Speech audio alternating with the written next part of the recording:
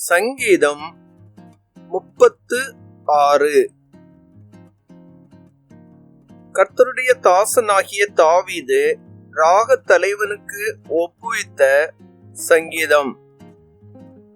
துன்மார்க்கனுடைய துரோக பேச்சு என் உள்ளத்திற்கு தெரியும். அவன் கண்களுக்கு முன் தெய்வ பயம் இல்லை.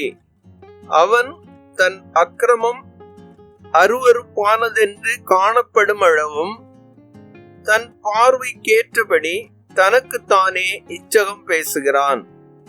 அவன் வாயின் வார்த்தைகள் அக்கிரமமும் வஞ்சகமும் உள்ளது.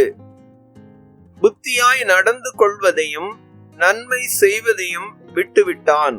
அவன் தன் படுக்கையின் மேல் அக்கிரமத்தை யோசித்து நல்லதல்லாத வழியிலே நிலைத்து பொல்லாப்பை வெறுக்காதிருக்கிறான்.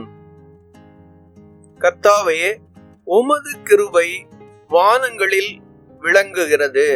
உமது சத்தியம் மேக மண்டலங்கள் பரியந்தம் எட்டுகிறது.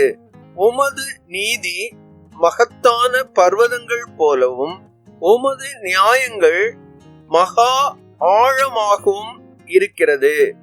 கர்த்தாவே, மனுஷரையும் மிருகங்களையும் காப்பாற்றுகிறீர்.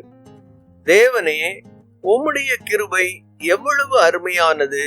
அதனால் மனுபுத்திரர் உமது செட்டைகளின் நிழலிலே வந்தடைகிறார்கள். உமது ஆலயத்தில் உள்ள சம்பூரணத்தினால் திருப்தி அடைவார்கள். உமது பேரின்ப நதியினால் அவர்கள் தாகத்தை தீர்க்கிறீர். ஜீவ ஊற்று உம்மிடத்தில் இருக்கிறது.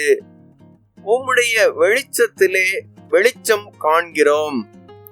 உம்மை அறிந்தவர்கள் மேல் உமது கிருபையையும் செம்மையான இருதயமுள்ளவர்கள் மேல் உமது நீதியையும் பாராட்டி அருளும்.